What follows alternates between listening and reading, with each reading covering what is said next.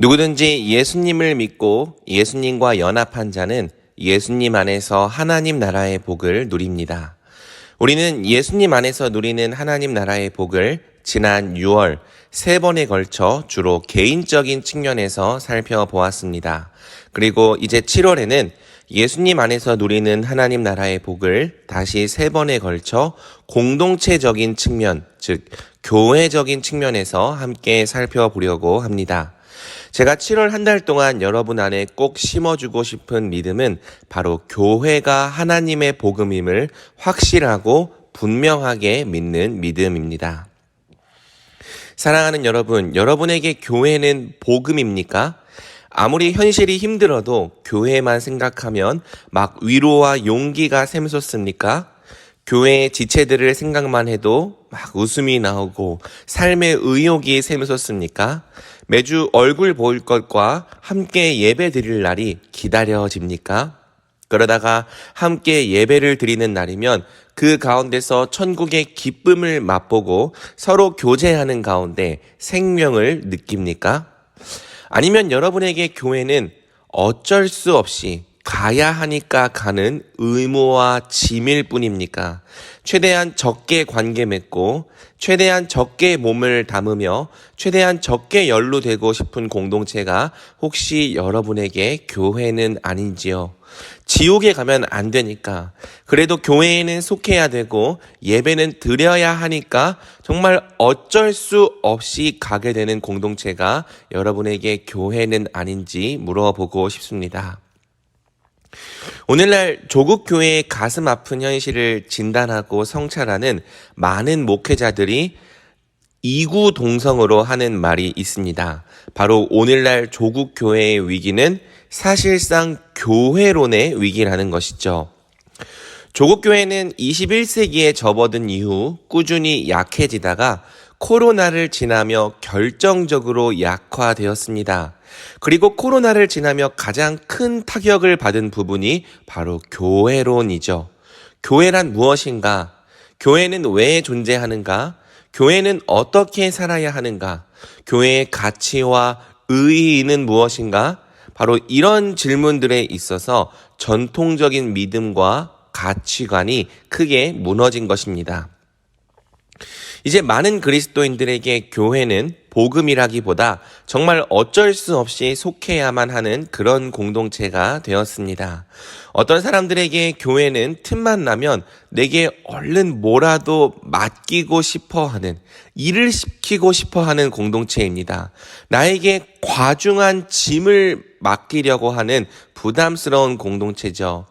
또 어떤 사람들에게 교회는 너무나도 큰 상처와 트라우마를 남긴 공동체이기도 합니다.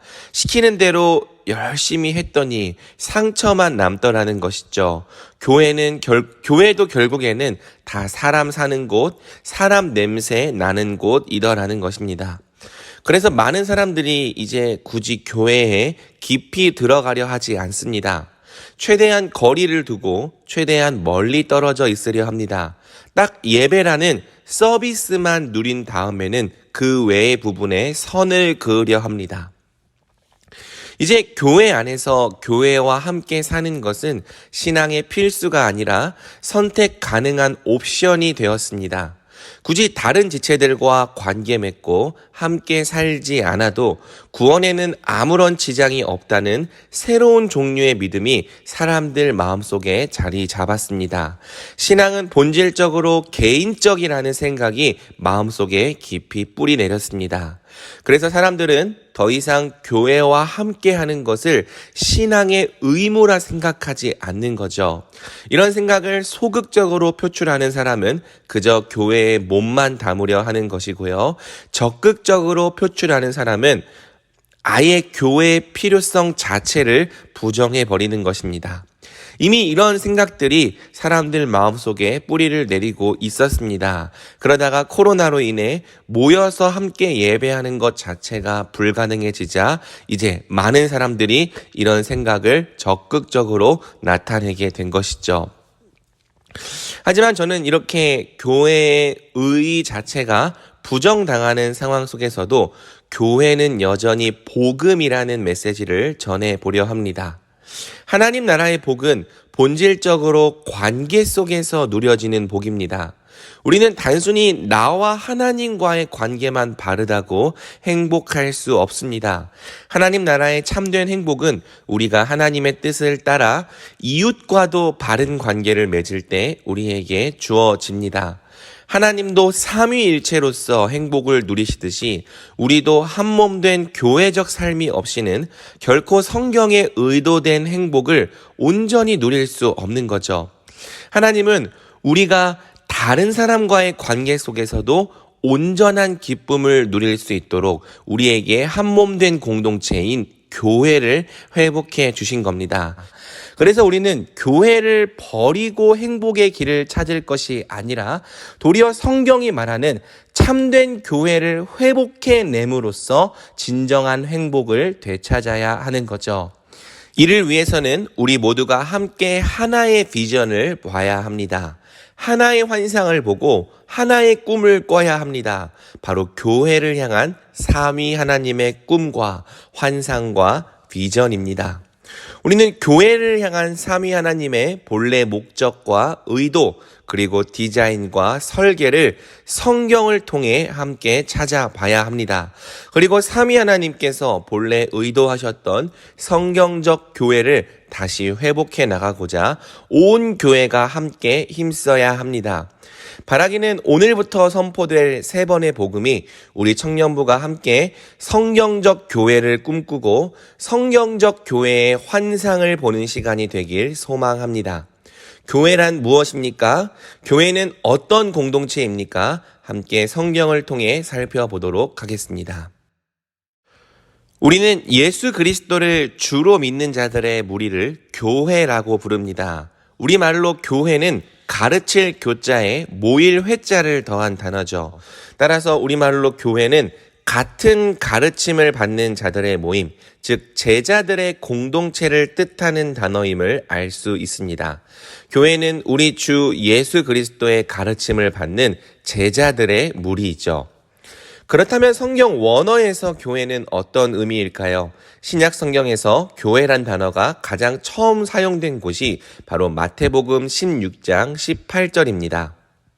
또 내가 네게 이르노니 너는 베드로라. 내가 이 반석 위에 내 교회를 세우리니 음부의 권세가 이기지 못하리라. 베드로가 예수님을 향해 주는 그리스도시요 살아계신 하나님의 아들이시니이다 고백했습니다. 이 고백을 들으신 예수님은 베드로와 베드로의 고백 위에 내 교회를 세우겠다고 말씀하시죠. 여기서 내 교회라고 번역된 단어가 그 유명한 에클레시아입니다. 예수님은 그분을 그리스도와 하나님의 아들로 고백하는 사람들을 통해 내 에클레시아를 세우겠다고 선언하신 것입니다. 그렇다면 에클레시아가 무엇입니까? 에클레시아는 밖으로를 의미하는 에크와 부르다를 의미하는 칼레오의 합성어입니다. 그래서 에클레시아는 밖으로 불러 모은 자들이란 의미를 갖고 있죠. 따라서 교회는 에클레시아, 하나님께서 친히 택하시고 부르셔서 밖으로 불러낸 자들입니다. 하나님께서 그분 자신을 위해서 특별히 구별하신 백성들입니다. 우리가 교회라고 할 때 거기에는 단순히 같은 가르침을 받는다는 의미만 있는 것이 아니라 하나님께서 그분을 위해 특별히 구별해 내신 백성이란 의미가 있는 거죠. 한편 이 에클레시아란 단어가 더더욱 중요한 이유는 바로 이 에클레시아가 여호와의 총회를 뜻하는 카할에 대응되는 단어이기 때문입니다. 카할은 구약 성경에서 여호와의 총회, 구약의 하나님 백성을 일컫는 단어입니다.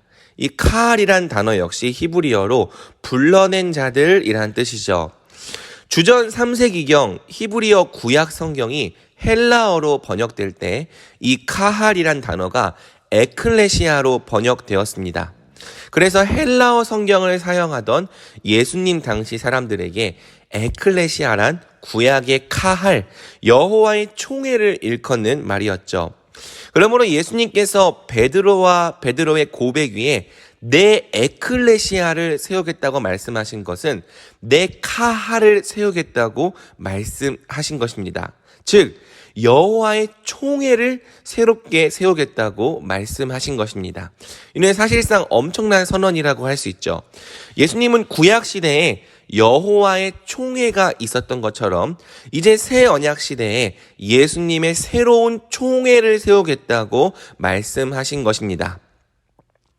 예수님은 신약 시대에 우리를 위하여 이 땅에 오신 여호와 하나님으로서 그분의 총회를 새롭게 세우셨습니다. 교회는 새 언약 시대에 세워진 새로운 여호와의 총회고 새로운 하나님 나라의 백성인 것이죠. 그래서 성경은 간혹 교회를 새 이스라엘이라고도 부릅니다. 구약 시대에는 하나님 나라가 눈으로 볼 수 있는 가시적인 나라로 존재했습니다. 눈에 보이는 왕이 있었고 관료들과 제도들이 있었습니다. 하지만 이제 신약의 하나님 나라는 눈에 보이지 않는 나라, 곧 하늘에 속한 신령한 나라로 이 땅에 현존하는 것이죠. 하지만 눈에 보이지 않는다 해서 그 나라가 실제하지 않는 것은 결코 아닙니다. 신약의 하나님 나라는 왕으로 좌정에 계신 주 예수 그리스도와 그분의 통치를 받는 우리 교회를 통해 이 땅에 실제하는 거죠. 그 나라는 이 땅에서부터 교회를 통해 시작되어 장차 새하늘과 새 땅에서도 교회를 통해 온전한 모습으로 완성되는 것입니다. 그러므로 사랑하는 여러분, 우리는 교회가 우리의 왕 예수 그리스도의 부르심을 받은 하나님 나라의 백성 공동체임을 확실하게 믿어야 합니다. 교회는 단지 이익과 관심이 일치하는 사람들의 모임이 아닙니다. 종교가 일치하는 사람들의 모임도 아닙니다. 같은 취미를 공유하는 동호회도 아니고 같은 내용을 공부하는 스터디도 아닙니다. 어떤 사회 봉사를 목적으로 한 자선단체도 아니죠. 물론 교회는 때때로 취미도 공유합니다. 공부도 같이 하고 사회 봉사도 함께 합니다. 하지만 이 중 어떤 것도 교회의 본질은 아닙니다. 만약 교회가 단지 이익과 관심이 일치하는 사람들끼리의 모임이라면 세상의 모임과 전혀 다를 바가 없을 것입니다. 나의 필요에 따라 참여할 수도 있고 참여하지 않을 수도 있는 것이 되어버릴 것입니다. 이익과 관심이 일치할 땐 함께 할지라도 이익과 관심이 달라지면 언제든지 함께하지 않아도 되는 공동체로 전락할 것입니다. 교회에 속해야 되는 이유가 우리 주 예수 그리스도의 부르심이 아니라 그저 우리 자신의 이익과 관심과 선호 그리고 필요가 되어버릴 것입니다. 교회를 마치 서비스를 제공받기 위한 서비스 센터처럼 여기게 될 것입니다. 그런데 놀라운 것은 오늘날 많은 사람들이 바로 이런 태도로 교회를 대한다는 것입니다. 그들은 전혀 왕의 부르심을 받은 백성들의 태도를 갖고 있지 않습니다. 그들은 그저 돈을 내고 서비스를 이용하는 고객의 태도를 갖고 있을 뿐입니다.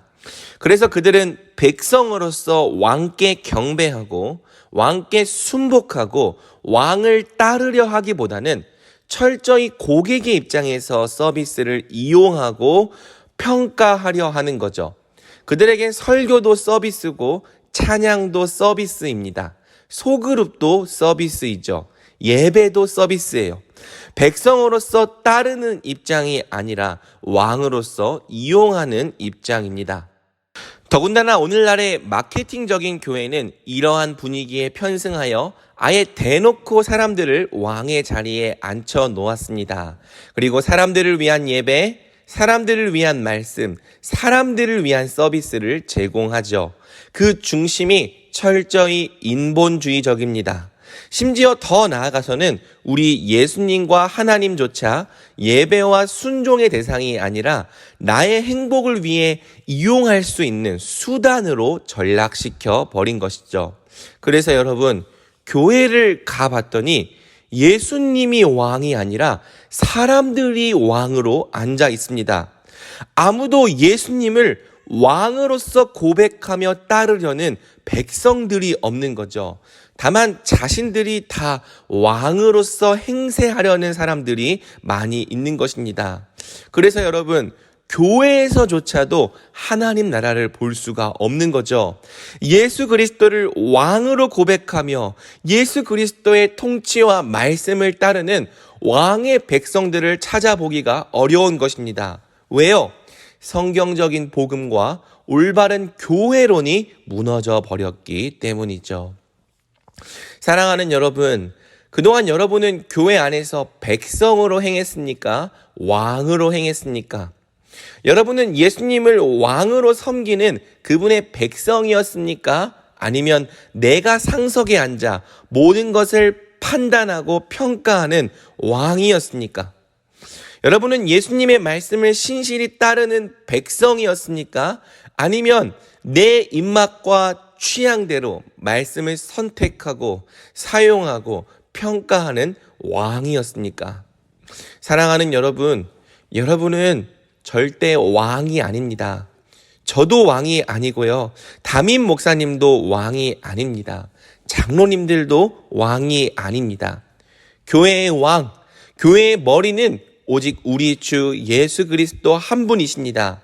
교회는 우리 왕 예수 그리스도의 백성으로 부르심을 받아 오직 왕의 말씀과 왕의 통치를 따르는 하나님 나라 백성의 공동체입니다.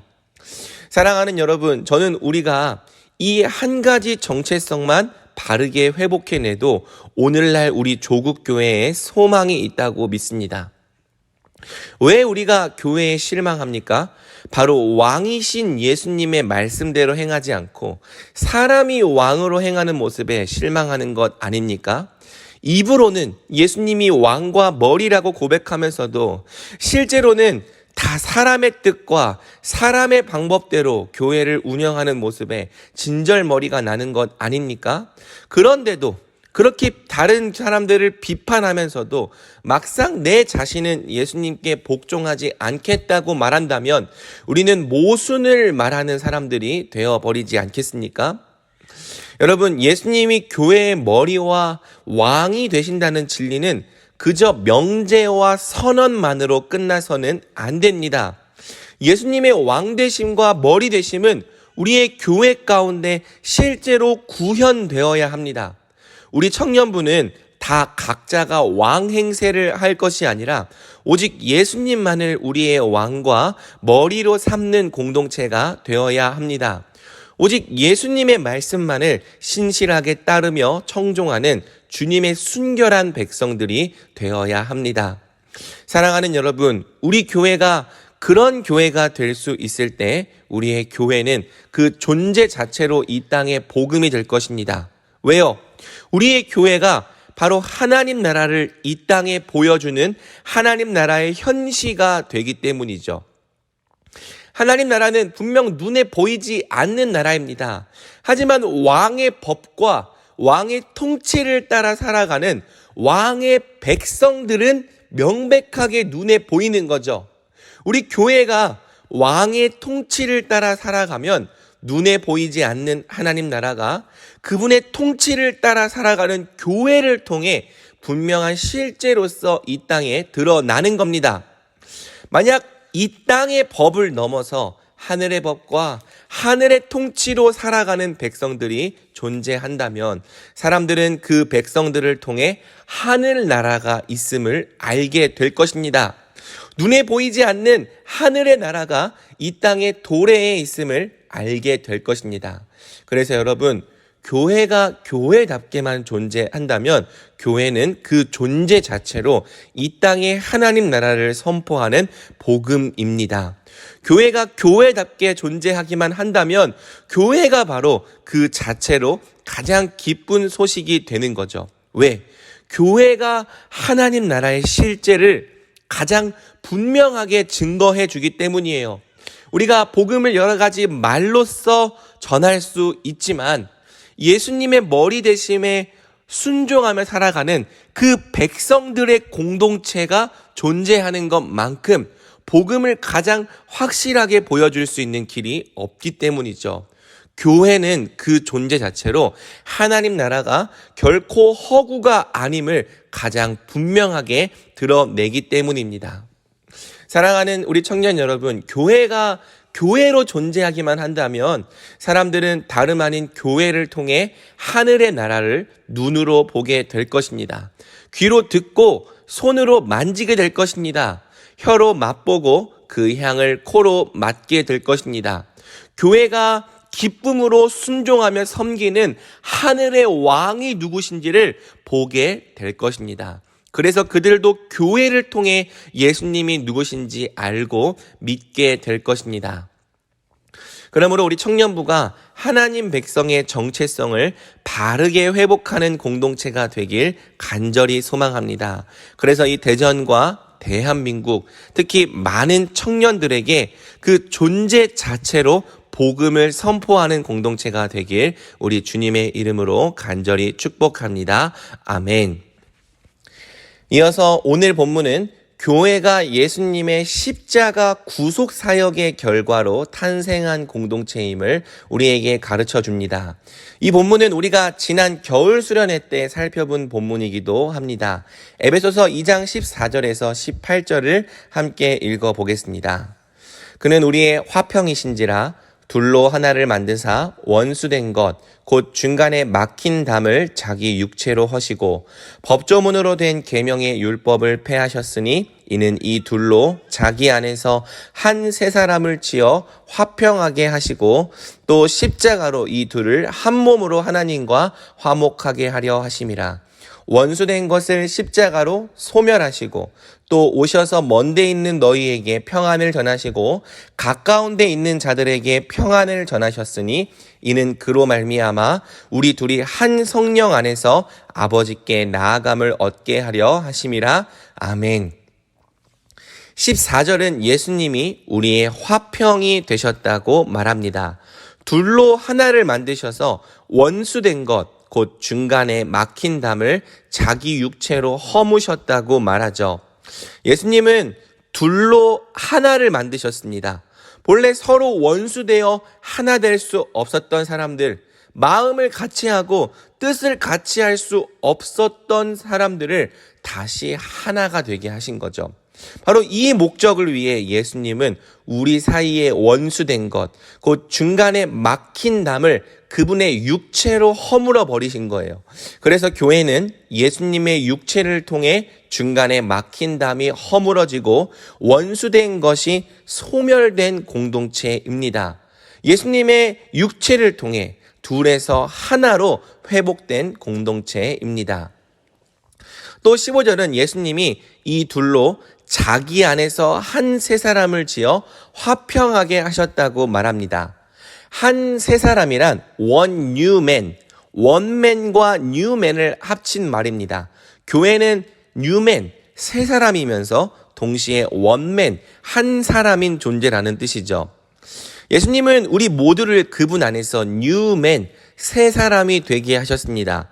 예수님을 머리 삼고 예수님과 연합된 새로운 피조물, 새로운 인류가 되게 하셨습니다. 그런데 여러분, 예수님을 머리 삼은 새로운 인류는 여럿이 아니라 원맨, 딱 한 명뿐인 거죠. 왜요? 우리의 머리이신 예수님이 한 분이시기 때문입니다. 그래서 본래는 둘이었던 사람들, 여럿으로 각각 떨어져서 존재했던 사람들이 예수님이라는 하나의 머리 아래에서 한 몸이 되고 한 사람이 되는 거예요. 원 뉴맨, 한 세 사람이 되는 거죠. 하나님의 눈에 우리 교회는요, 각각으로도 소중한 그분의 자녀이지만 동시에 예수님을 머리 삼은 한 사람으로, 한 세 사람으로 보이는 것입니다. 하나님 앞에는 여러 명의 인류가 있는 것이 아니라 딱 한 사람, 교회가 있는 것이죠. 또 16절은 예수님께서 십자가로 이 둘을 한 몸으로 하나님과 화목하게 하려 하셨다고 말합니다. 그 목적을 위해 그분의 십자가로 원수된 것을 소멸하셨다고 말하죠. 예수님께서 십자가를 지신 궁극적인 목적이 무엇입니까? 많은 사람들이 예수님의 십자가를 그저 개인적인 죄 용서와 구원에만 적용합니다. 그래서 신앙생활 역시 공동체와 철저히 분리시키고 다른 사람들의 간섭 없이 개인적으로만 하려 하는 거죠. 개인적인 영성만을 추구하는 겁니다. 하지만 사랑하는 여러분, 예수님께서 십자가를 지신 것은 단지 우리 개인만의 죄를 용서하기 위해서가 아닙니다. 죄 용서는 물론 너무나도 중요하지만 결코 그것이 궁극적인 목적은 아니었다는 거죠. 십자가는 우리 개인을 넘어 교회, 곧 공동체를 바라봅니다. 우리를 다름 아닌 한 몸으로 하나님과 화목해 하시려는 것이 우리 예수님이 십자가를 지신 진짜 목적입니다. 하나님은 우리 개인이 각각 하나님께 나아오는 것도 중요하지만 우리가 서로 사랑하는 한 몸으로서 하나님께 나아오기를 원하신 거죠. 그러니 만약 우리가 예수님의 십자가를 믿는다고 말하면서도 함께 한 몸으로 살기는 거부한다면 그것이 얼마나 모순이겠습니까? 예수님은 우리를 한 몸 되게 하시려고 죽으셨습니다. 그러니 십자가를 정말 믿는다면 이 진리도 함께 믿든지 아니면 아예 십자가를 믿지 않는다고 말하든지 둘 중 하나만 해야 합니다. 왜냐하면 성경은 분명 예수님께서 우리를 한 몸으로 하나님과 화목하게 하시려고 십자가를 지셨다 말하기 때문입니다.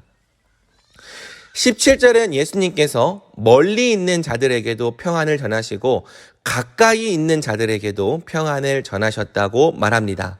예수님은 한 손으로는 멀리 있던 자들의 손을 잡으시고 다른 한 손으로는 가까이 있던 자들의 손을 잡아주셨어요. 그분께서 친히 가운데에 서셔서 우리 모두의 화평이 되어주셨죠. 왜? 18절 이는 그로 말미암아 우리 둘이 한 성령 안에서 아버지께 나아감을 얻게 하려 하심이라. 바로 이 꿈을 이루시기 위해서입니다. 우리 둘이 한 성령 안에서 한 세 사람이 되어 한 몸으로 아버지께 나아감을 얻게 하시고자 우리 예수님은 십자가를 지고 죽으신 것이죠. 그러므로 사랑하는 여러분, 교회는 어떤 공동체입니까? 어떻게 탄생한 공동체입니까? 교회는 예수님의 십자가로 세워진 공동체입니다. 예수님께서 우리를 자기 피로 사서 하나, 한 몸, 한 세 사람으로 새롭게 회복해내신 공동체입니다. 왜 예수님께서 우리를 다시 한 몸으로 회복하신 것입니까? 바로 죄의 결과가 처음부터 공동체적이었기 때문이죠. 여러분, 죄는 단지 우리 개인만의 사망으로 끌고 간 것이 아닙니다. 죄는 본래 하나님께서 의도하셨던 사람의 한 몸됨을 철저히 박살내고 깨트렸습니다. 그래서 예수님의 구원이 정말 온전한 구원이 되려면 반드시 그 구원이 개인적인 구원을 넘어 공동체적인 구원까지 나아가야 했던 것이죠. 만약 우리의 구원이 개인적인 죄 용서와 개인적인 구원으로만 끝나버린다면 다시 하나로 연합되는 공동체적인 구원으로 나아가지 못한다면 우린 여전히 죄의 결과와 영향력 아래에 그대로 있게 되는 것입니다. 예수님의 구원이 정말 온전한 구원이 되려면 우리 죄를 용서하실 뿐 아니라 반드시 그분 안에서 다시 하나 되게 하시고 한 몸 되게 하시는 구원이 필요했던 것이죠. 그래서 예수님이 바로 이 목적을 위해 십자가를 지셨던 것입니다. 그러니 사랑하는 여러분, 나는 예수님은 믿지만 교회로 함께 살진 않겠다는 이 말이 얼마나 안타깝고 또 안타까운 말입니까? 물론 어떤 마음에서 그렇게 말하는지는 다 알 수 없습니다. 한때는 교회로 정말 열심히 살아봤던 사람도 많을 것입니다. 한때는 교회에서 정말 열심히 섬겨봤던 사람도 있을 것입니다. 그러다가 어떤 사건들을 계기로 크게 실망하고 실족한 사람도 있을 것입니다. 다시는 교회와 함께하고 싶지 않은 마음이 들게 된 사람도 있을 것입니다. 그러니 함부로 정죄하거나 판단할 마음은 결코 없습니다. 하지만 사랑하는 여러분, 그럼에도 불구하고 우리가 교회로 사는 것이 우리 하나님의 뜻입니다. 그럼에도 불구하고 우리가 교회로 사는 것이 우리를 부르신 하나님 아버지와 우리 예수님 그리고 성령님의 뜻입니다. 에베소서 4장 1절에서 3절 함께 읽어보겠습니다.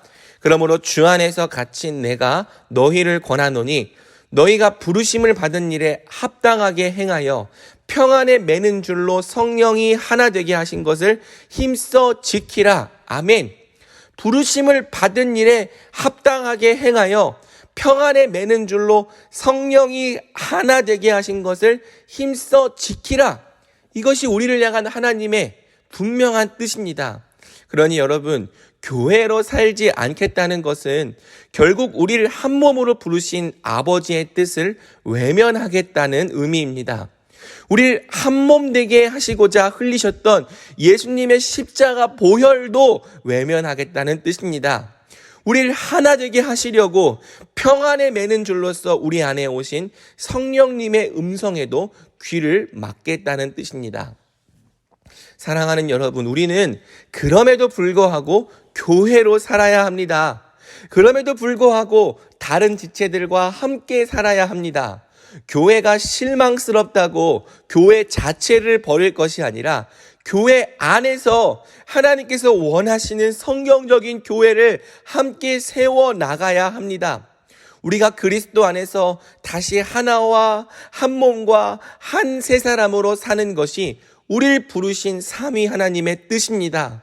함께 한 몸으로 살며 한 아버지를 예배하고 서로 사랑하는 가운데 하나님 나라의 복, 의와 평강과 희락을 누리는 것이 하나님의 의도입니다. 사랑하는 여러분, 교회를 버리면 하나님 나라의 복도 누릴 수 없습니다. 본질상 하나님 나라의 복은 교회 안에서 누리게 되는 복이기 때문입니다. 그러니 하나님께서 주신 한몸된 공동체 없이는, 한몸된 교회 없이는 우리가 한 몸으로 사는 하나님 나라의 기쁨과 만족을 회복해낼 길이 그 어디에도 없는 것이죠. 그러니 사랑하는 우리 예수 가족과 위드 청년부 여러분, 우리 하나님이 원하시는 교회를 함께 만들어 가보지 않겠습니까? 오직 머리 대신 예수님의 은혜와 통치를 따라서 사랑으로 의를 성취하는 온전하고 거룩한 교회를 함께 꿈꿔보지 않겠습니까? 분명 지상교회는 불완전합니다. 우리 모두가 죄성의 영향을 받고 있기 때문에 서로를 실족해 하는 일이 없을 수 없습니다.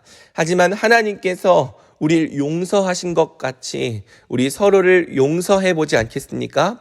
서로를 7번씩 70번까지도 용납하면서 함께 최선을 다해 한 몸으로 살아보지 않겠습니까? 우리 하나님께서 교회 안에 두신 하나님 나라와 그분의 의를 힘써 구하며 살아가는 공동체가 되어보지 않겠습니까? 사랑하는 여러분, 우리가 한 몸으로 서로 사랑하면 하나님은 바로 우리를 통해 크게 영광을 받으실 것입니다. 요한복음 13장 35절, 너희가 서로 사랑하면 이로써 모든 사람이 너희가 내 제자인 줄 알리라. 우리가 하나님의 백성임을, 우리가 예수님의 제자임을 나타낼 수 있는 유일한 방법, 오직 서로 사랑하며 한 몸으로 살아가는 것입니다. 우리가 서로 사랑하여 한 몸으로 살아야지만 사람들이 우리가 예수님의 제자인 줄 알고 하나님께 영광을 돌릴 수 있습니다. 또 우리가 한 몸으로 서로 사랑하면 하나님은 그렇게 살아가는 교회를 온 열방 가운데 나타내시고 자랑하실 것입니다. 에베소서 3장 10절, 이는 이제 교회로 말미암아 하늘에 있는 통치자들과 권세들에게 하나님의 각종 지혜를 알게 하려 하심이니, 모두가 다 자기 자신을 위해 살아가는 이 세상 속에서 서로 사랑하며 한 몸으로 살아가는 공동체가 있다면 그 공동체는 그 자체로 하나님의 지혜를 증거하는 공동체가 되는 거죠. 교회를 탄생시킨 십자가의 지혜를 교회가 온 열방 가운데 나타내고 드러내게 되는 겁니다. 우리가 지난 겨울 수련회 때 나눴던 것처럼 결국에는 교회가 바로 삼위 하나님의 꿈입니다.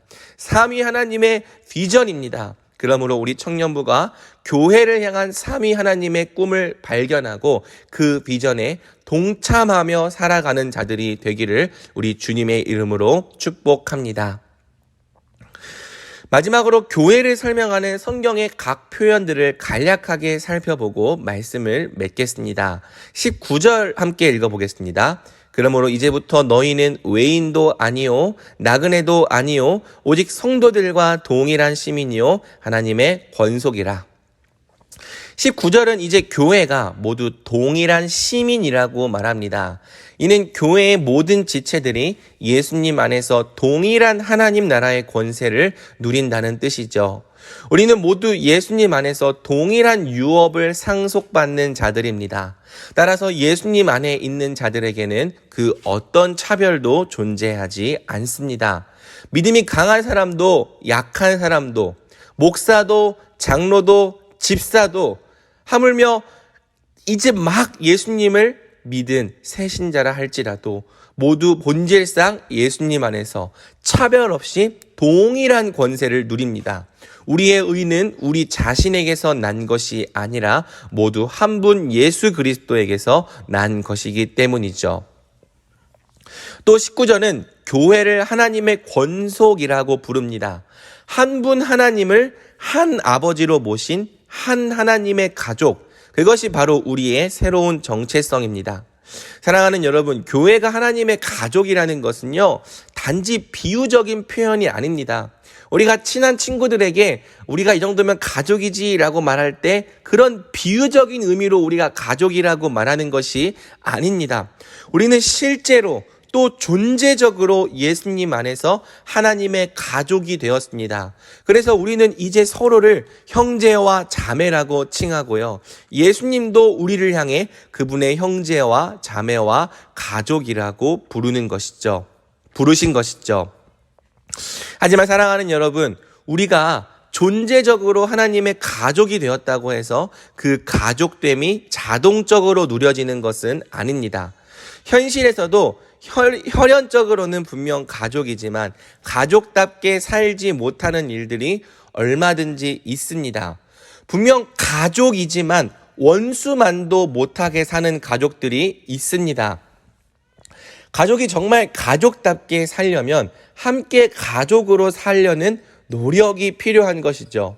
우리가 하나님의 가족이라는 분명한 정체성을 가지고 함께 마음과 물질을 나누며 시간을 보내려는 헌신과 순종이 필요한 것입니다.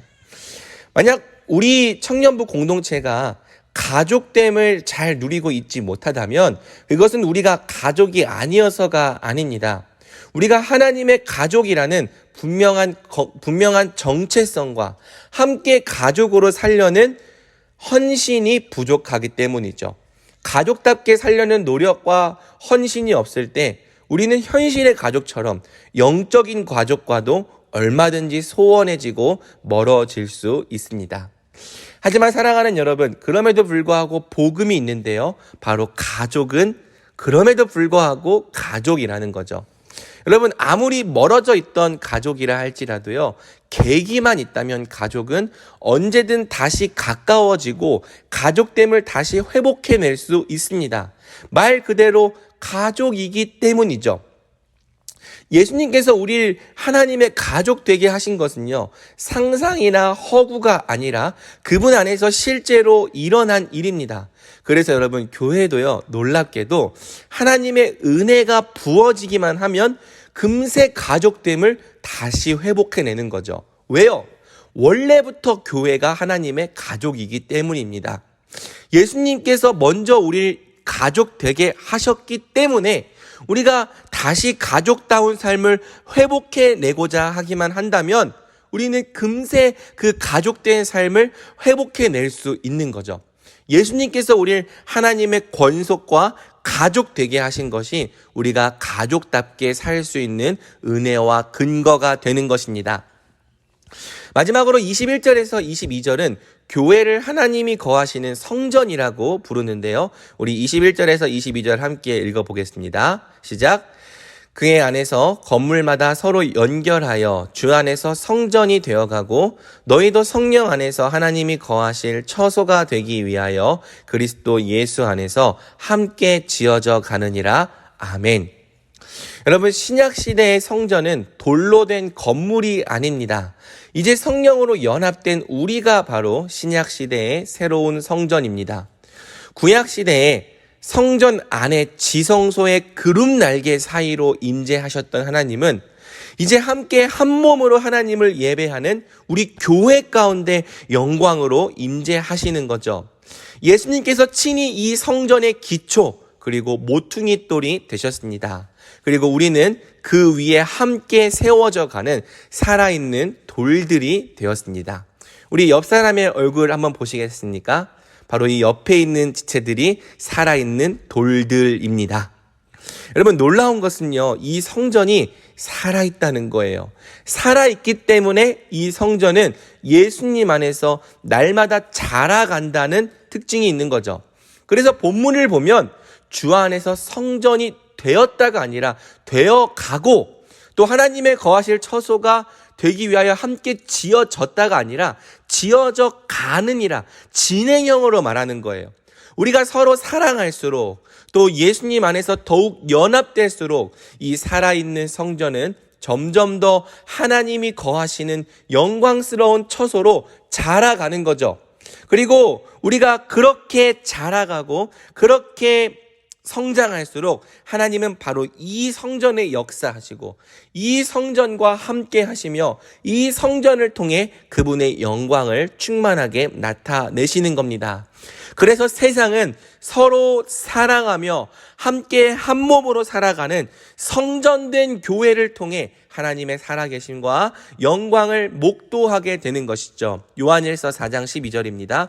어느 때나 하나님을 본 사람이 없으되 만일 우리가 서로 사랑하면 하나님이 우리 안에 거하시고 그의 사랑이 우리 안에 온전히 이루어지느니라. 아멘.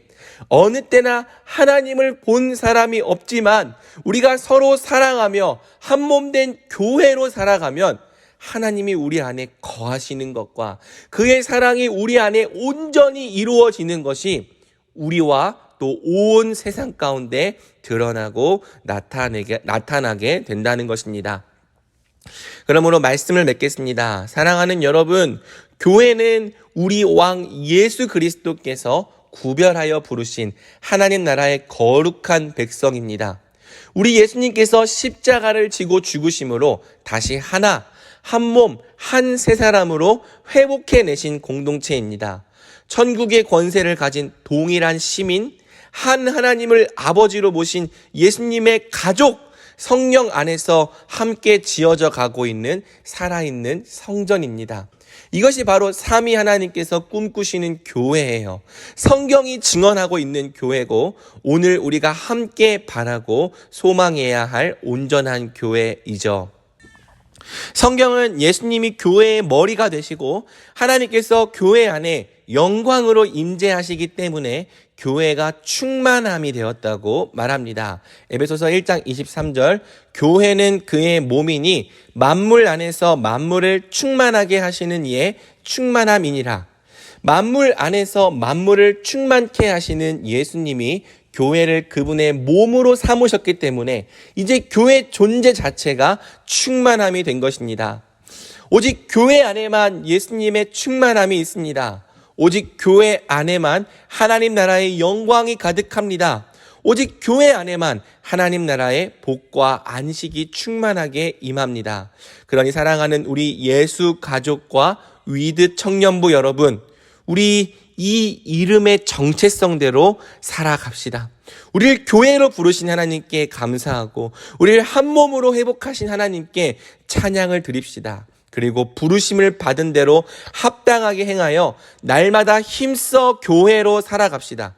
우리 주께서 원하시고 꿈꾸시는 온전한 교회를 향해 날마다 자라갑시다.